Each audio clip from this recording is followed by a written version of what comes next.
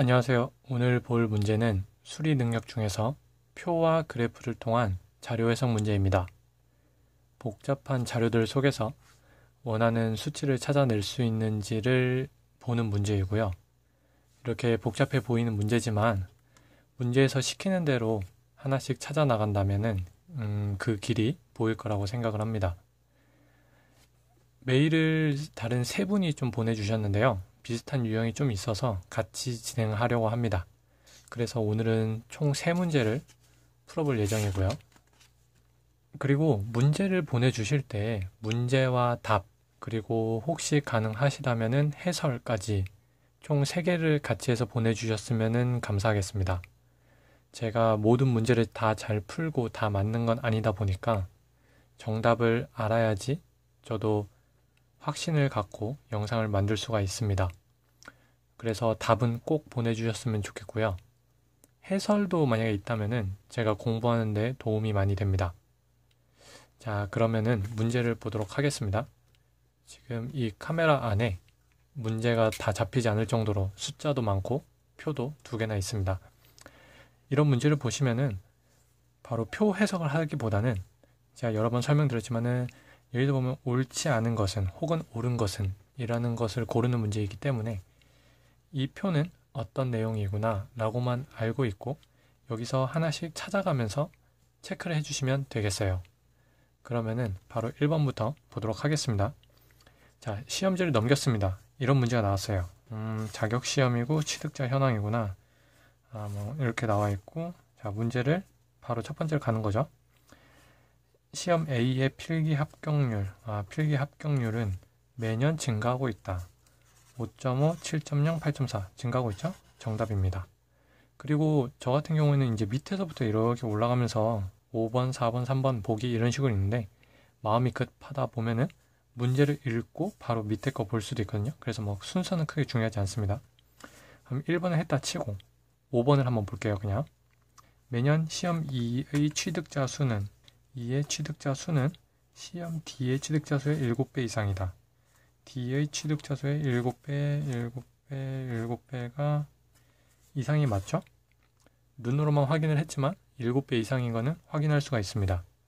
여기다 곱하기 7을 암산으로 해서 이게 넘는지 안 넘는지만 보면 되겠죠. 요거를 보면은 7을 곱하면은 4, 7에 28에다가 42 하면은 32 정도 나오는데 33이니까 요 숫자보다는 작습니다. 그래서 이거는 7배 이상이 되는 거죠. 그래서 5번은 맞는 말이 되고요. 시험 B의 실기 합격률이 가장 낮은 해는 2015년이고 거기에서 시험 H의 취득자 수는 가장 많다. 요 숫자가 3개년 중에서는 제일 큽니다. 그래서 이것도 맞는 문장이 되겠죠. 사실은 보면 이 문장 자체는 시험 B라는 게 의미가 없지만 여기서 원하는 수치를 찾아낼 수 있는지 능력을 보기 위해서 이렇게 표현을 해놓은 것 뿐이에요. 그러니까 즉 이거는 그냥 2015년이다 라는 걸 뜻하는 거죠. 그러니까 이 표를 우리가 전부 다 해석할 필요가 없어요. 여기서 묻는 게 있으면은 원하는 연도로만 찾아가면 됩니다. 그럼 바로 3번을 한번 이어서 볼게요. 2014년 취득자 수가 4번째로 많은 종목. 2014년 취득자 수가 4번째로 많은 거. 1, 2, 3, 4. 시험 C네요. 시험 C의 필기 합격률은 매년 2번째로 낮다. 필기 합격률은 2번째로 낮다. 이게 제일 낮고 34. 이게 제일 낮고 35. 여기는 3번째로 낮네요. 왜냐하면 7%가 있고 35.8%가 있고 그 다음이 37.5이기 때문에 여기 보면은 매년 2번째로 낮다는 틀린 문장이 됩니다. 3번째일 때도 있죠. 2015년은. 그렇게 해서 확인을 했으면 3번을 찍고 바로 넘어가시면 되고요. 이어서 2번 문제 보겠습니다. 2016년 시험 D의 필기 합격자 수. 전원이 실기 시험에 응시했다고 할 때 다음 중 필기 응시자 수와 가장 가까운 것으로 고르면 자, 여기서의 숫자는 취득자밖에 나오지 않아서요. 그러면은 우리가 시험의 그런 프로세스를 알고 있기 때문에 응시자가 있으면은 필기를 합격을 하고요. 필기를 합격하고 실기를 합격해서 취득이 되는 거잖아요. 그러면은 여기서 계속 걸러지는데 시험 D의 2016년이면은 요거이고 거꾸로 계산해 나가면 되겠습니다. 그러면은 결국엔 수학 문제인데 이걸 어떻게 빨리 풀 수 있냐? 자, 일단은 뭐 빨리 푼다기보다는 근사치로 계산을 해야겠죠. 16년 시험 D 요거 두 개만 보면 되고요. 실제 시험장에서는 이렇게 표시를 하지 않고 그냥 바로 여기다 이렇게 하면 되겠는데 제가 설명을 드리면서 하다 보니까 요거 좀 끌고 내려왔습니다. 취업자가 48,000명이면은 그러니까 취득자죠. 취득자가 48,000명이면은 실기 합격률이 절반이에요. 그러면 여기선 두 배가 되겠죠. 그럼 한 10만 명 정도? 약 10만 명인데 10만 명보다는 조금 작을 것 같습니다. 그리고 필기 합격률도 34.5%를 곱하는 게 아니라 3분의 1로 계산을 해볼게요. 33.3%가 가장 가까우니까. 그럼 다시 또 3배를 곱하면은 이거겠는데 이거보다는 조금 작겠죠. 그렇게 해서 여기까지 구했으면 여기서 가장 가까운 거를 2번 이렇게 체크를 하시면 되겠습니다. 제가 너무 근사치로 풀어서 이해가 안 되시는 분도 계실 텐데 차근히 설명을 드릴게요. 취득자 수를 이걸 보면 바로 그냥 대충 5만 명이구나 라는 걸 알 수 있어요. 근데 이 5만 명은 49%에 해당되는 숫자입니다. 즉 100%라고 하면은 2배가 하고도 조금 넘어야 되는 거죠. 그렇기 때문에 필기를 합격한 실기를 응시한 사람은 한 10만 명 정도가 될 거예요. 10만 명보다는 조금 작을 겁니다. 그 이유는 여기서 5만 명이 안 되기 때문에. 그렇게 해서 10만 명이 붙었는데 이 10만 명은 전체 시험을 응시한 사람 중에서 필기 합격을 한 사람들입니다. 필기를 합격했다는 것은 이 10만 명은 34.5%에 해당하는 숫자이기 때문에 이것의 전체 100%로 환산을 해야 됩니다. 해야 되면은 이 숫자에서 우리가 계산하지 않고 암산으로만 한다고 했을 때 약 3분의 1보다는 많은 숫자잖아요. 요게. 그러니까 요거는 3분의 1보다는 큰 수입니다. 따라서 일단 3분의 1을 해주시고 3분의 1이기 때문에 3배를 해주시는 거죠. 그럼 30만 명이 되는데 얘가 3분의 1보다 크기 때문에 얘는 30만 명보다는 적을 거예요. 적더라도 1번처럼 많이 적진 않고 조금 적겠죠. 1% 정도 더 높으니까. 따라서 30만 명에 가장 가까운 수, 하지만 30만 명보단 작은 수를 구하면 정답을 2번 이렇게 바로 체크할 수가 있겠습니다.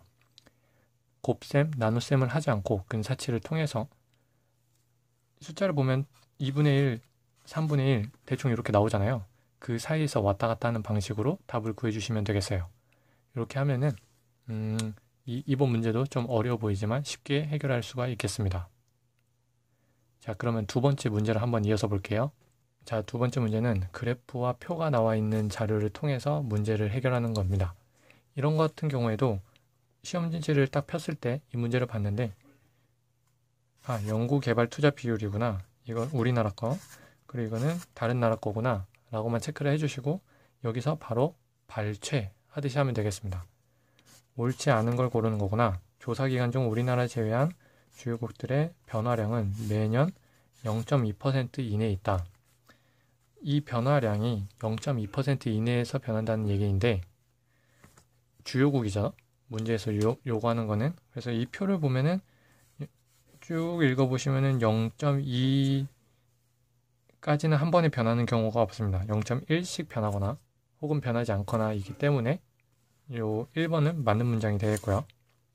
그럼 바로 5번을 한번 보겠습니다. 우리나라의 비율은 다른 나라에 비해서 높은 편이지만 높죠? 여기서는 1, 2 혹은 0%대도 있는데 우리는 4%까지 가니까. 하지만 금액을 비교한 게 아니기 때문에 가장 많은 금액을 투자했다고 볼 수는 없다.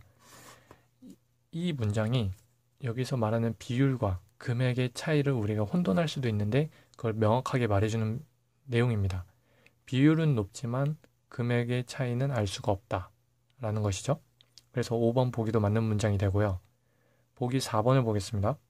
2013년 이탈리아의 GDP가 이탈리아의 2013년 멕시코보다 1.9배가 높다면 이탈리아는 멕시코보다 5배 이상 많은 금액을 연구 개발에 투자했을 것이다.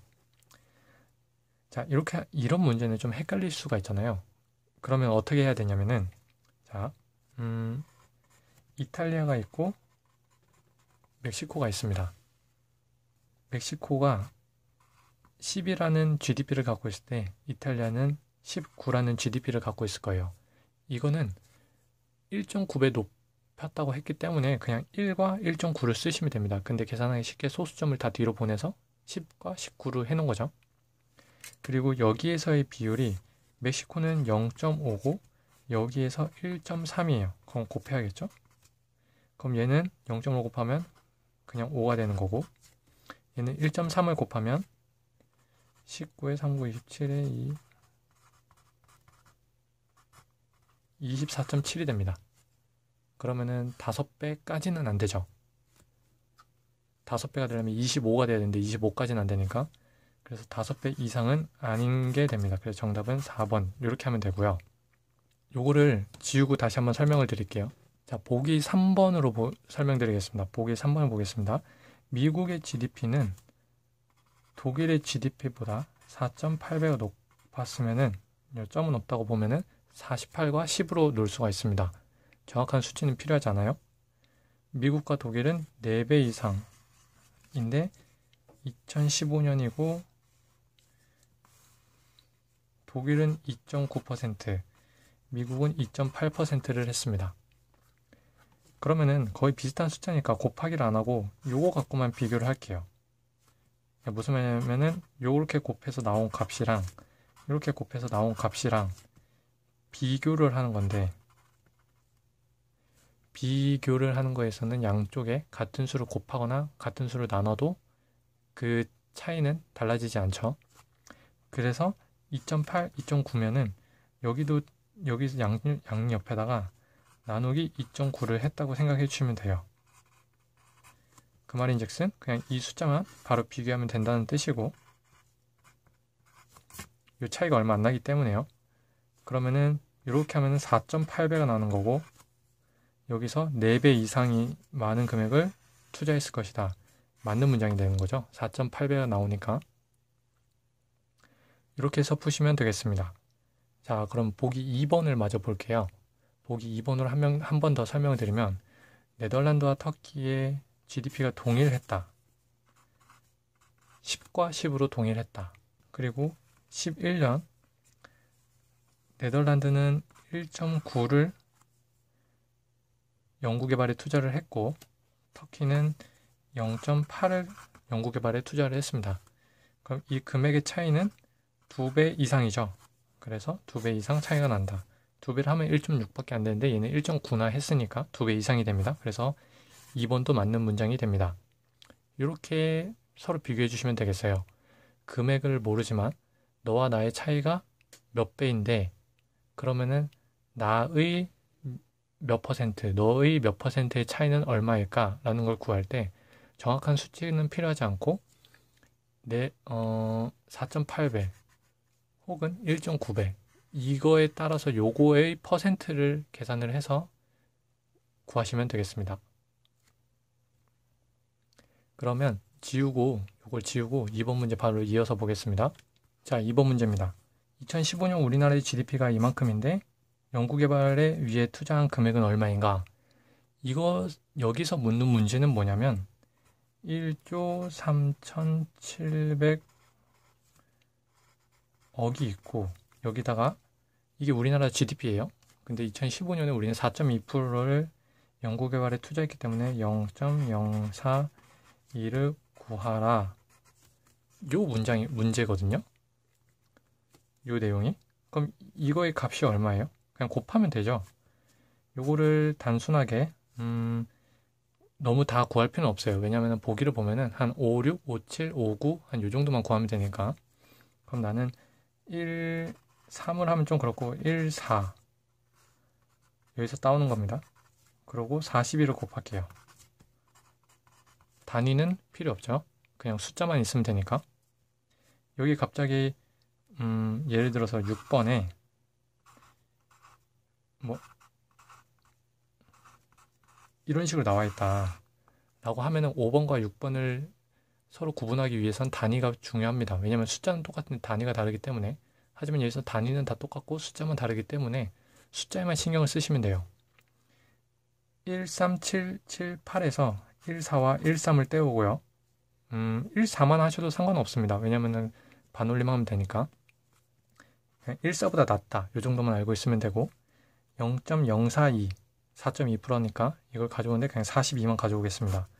이렇게 곱하면은 28에 44, 16에 5 그러면은 588이 되거든요. 그럼 588보단 작아요. 조금 작아요. 그럼 588하고 가장 가까운 2번이 정답. 바로 이렇게 체크하시면 되겠죠. 단위는 중요하지 않고 우리는 숫자만 가지고 바로 계산을 하시면 됩니다. 이 문제에서 요구하는 거는 GDP가 얼마이고 연구개발비가 투자한 금액은 여기 보면은 4.2%라고 했기 때문에 요거의 4.2%를 구하라는 뜻이에요. 문제를 이해하시면은 바로 수식으로 바꿔서 수식도 근사치로 이거를 다 구하지 말고 14로 한 다음에 14보다는 좀 작다. 이것만 캐치를 해놓으신다면은 거기다 42를 곱해버려서 나오는 숫자 588. 588보다는 작은 수. 단위는 상관없습니다. 588만 찾으면 돼요. 그럼 이거겠구나. 이렇게 해서 2번 이렇게 체크하시면은 문제는 해결이 됩니다. 보기보다는 간단한 문제들이에요. 자, 그럼 마지막 문제 이어서 볼게요. 마지막 문제는 이 자료 그래프와 표가 나와 있는데 한 문제만 좀 보내주셔가지고 원래 보통 이런 게 나와 있으면 자료를 두 문제 나오잖아요. 근데 한 문제만 풀어보겠습니다. 보내주신 게 한 문제라서요. 2011년 화재로 인한 사망자 수. 그러면은 화재로 인한 사망자 수, 사망 여기 있네요. 이 숫자는 전년 대비 20% 감소하였고, 자 여기를 보시면 이게 305입니다. 제가 좀 오타가 나가지고 305보다는 20% 감소하였고 2012년 화재로 인한 부상자는 전년 대비 2012년 화재로 인한 부상자는 전년 대비